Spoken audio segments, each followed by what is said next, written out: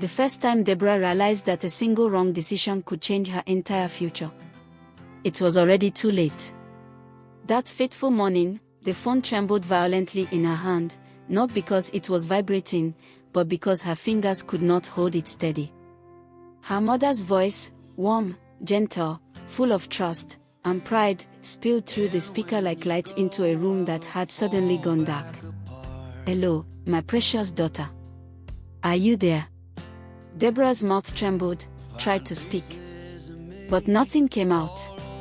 And then, like a dam breaking after years of pressure, she burst into tears. Now who is Deborah? She had always been a special girl child. Not just because of her beauty, though that alone could stop conversations mid-sentence. Her light, radiant skin seemed to glow under the Benin city sun, her long, neatly packed black hair falling effortlessly behind her like a crown she never asked for. Her face carried a rare symmetry that made strangers turn twice, sometimes thrice, just to be sure she was real. But beauty was never what defined her. Discipline did. Purpose did. Dreams did. She was the only child of Mr. and Mrs. Okon, and from the moment she could understand words, her parents poured into her one unshakable truth. That focus is everything. Distractions, her father would often say, adjusting his glasses after a long day, are the silent enemies of greatness. And Deborah listened. And those words of wisdom sank in. While others chased trends, she chased textbooks. While others spent nights scrolling endlessly through social media, she spent hours under a reading lamp, whispering medical terms to herself like sacred incantations. She wanted to become a doctor. Not just for the title. Not for the prestige. But because she had seen what lack of care could do, how fragile life was when help came too late. And she promised her parents she would make it. She didn't just say it. Her results were proving her right. At school, Deborah wasn't alone. She had Bella and Jennifer. Bella, a year older, carried confidence like perfume, strong, noticeable, impossible to ignore. Her chocolate skin glowed with life, and her laughter often filled spaces before she even entered them. Jennifer was softer, quieter. Also beautiful, but in a way that felt gentle rather than loud. She followed Bella more than she led, her decisions often shaped by the stronger personalities around her. The three of them were inseparable. Until one fateful day. And it started subtly. A shift in conversation. A change in their priorities. While Deborah discussed exam strategies, Bella talked about lifestyles, cars, mansions, designer outfits. Her auntie, by name Lucy that lives in Lagos, was her role model. And Jennifer listened closely, nodding, absorbing every word. "Have you seen how beautiful my aunt's mansion and cars are in Lagos?" Bella would say, scrolling through her Facebook page on her phone. Her eyes sparkling. "My aunt is living the best life in this world. No stress. No struggle." Deborah would glance at the screen briefly, then return to her books. "Not everything you see in social media is real," she'd reply calmly. Bella would laugh. "That's what people say when they are not there yet." At first, Deborah ignored it.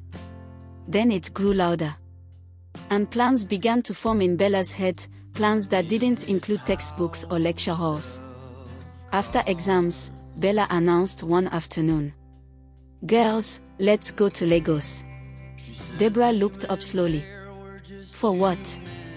"To start living there," Bella said simply. Jennifer smiled, though there was hesitation in her eyes. Deborah shook her head. "No." The word was firm. "Final. I'm not going anywhere. I have a future to build here."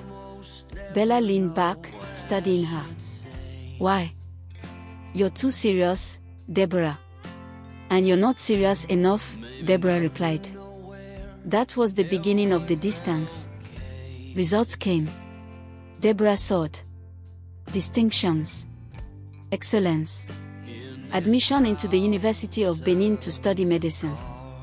Her parents expected it, and celebrated her like an already won race. Bella and Jennifer. They didn't do so well. But they didn't seem bothered because they expected it that way. "We have a better plan," Bella said, her voice carrying a confidence that felt different now. "Sharper. Harder." And just like that, they left for her aunt's place in Lagos. The university life embraced Deborah. She thrived. First year, she came out top of her class. Second year, still rising. Her parents' pride deepened with every result, every call, every "well done, my bundle of joy." Everything was working. Everything was aligned. Until her third year.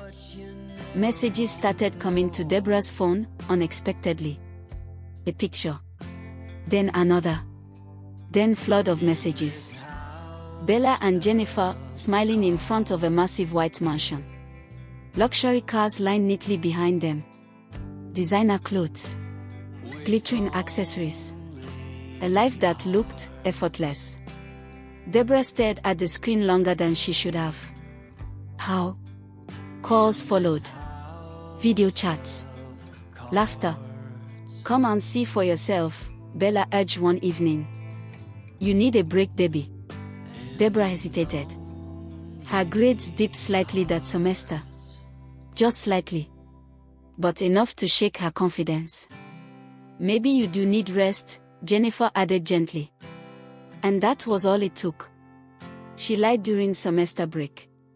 For the first time in her life, Deborah lied to her parents. Said she was staying back on campus. Said she needed to study more for her forthcoming exams. And she boarded a bus to Lagos. Lekki welcomed her with brightness and illusion. The mansion was real. The cars were real. The lifestyle was real. But something beneath it all felt off. They owed those cars and a house within a short period of time. They learned the job from Aunt Lucy within a short time, make lots of money and became independent. That was too quick. And the nights were loud. Too loud. Bella and Jennifer transformed after sunset, dressing in clothes that exposed their bodies, and left the house with some of their girlfriends with energy that didn't match the silence they returned with. They always come back late. Sometimes unsteady. Sometimes distant. And always with money. Lots of it. Bella will pay her friends that followed them out with little money. And keep large sum for herself and Jennifer. Deborah watched. Confused. Uneasy. But she said nothing. Until the night they convinced her to go out with them. "It's just a party," Bella assured her. "Nothing serious," Jennifer added. Deborah agreed. Reluctantly. At the party, the music was overwhelming. The lights, blinding. The air felt thick with something she couldn't name. She stayed seated, holding on to a glass of juice like it was an anchor. That's when he noticed her. Eric by name. Older. Polished. The kind of guy whose presence commanded attention without effort. Their eyes met briefly. Deborah looked away immediately. Something about his gaze unsettled her. The night turned blurred after some time. Voices faded. Laughter echoed strangely. And then... nothing. Morning came like a punishment. Deborah woke up in a hotel room. Her body felt heavy. Her mind, empty. Bella and Jennifer sat beside her on the bed. Too quiet. Too careful. What happened? Deborah asked weakly. They exchanged glances. Nothing, Bella said quickly. You were just tired. Deborah wanted to believe her. So she did. They took her home. Gave her warm water and some local herb, just to cure her hangover. Weeks passed. And then came the sickness. The weakness. And then... the vomiting. It hit her suddenly, violently. And as a medical student, Deborah didn't need long time to connect the dots. After a few rushed to the toilet to vomit. She appeared at the parlor, staring at Bella and Jennifer, pale and trembling. What happened at the party? How do you feel now giving your bestie out for money? So this is the better life you talked about? A pause. And then came the moment of clarity. Am I pregnant? She asked, emotionally. Silence. Then, a nod. Seems Eric went beyond his boundaries. I am so sorry. Bella replied her. Her world didn't just shatter. It collapsed right there. Her dream completely paused. Then, her phone rang. Hello, my pride. Her mother's voice broke her more in ways nothing else could. All the strength she had built over years dissolved in seconds. In a teary eyes, trembling voice. And her phone trembled violently in her hand. Deborah tried to speak again.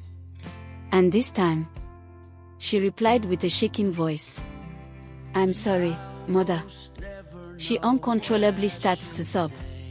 And that was how it ended. Not with the expected celebration. Not with fulfillment. But with regret. A dream paused. A future uncertain. And a painful truth carved into reality. Not every glittering life is gold. Some are traps, and some are paths that lead to destruction. And sometimes, the friends closest to you are the ones who lead you into them. Destruction. If this story moved you, remember, choices matter. The smallest ones can echo the loudest. And sometimes, they cost you everything.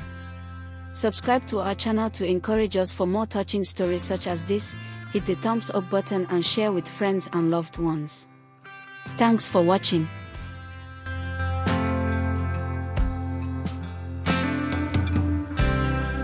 You cannot reap what you never did sow.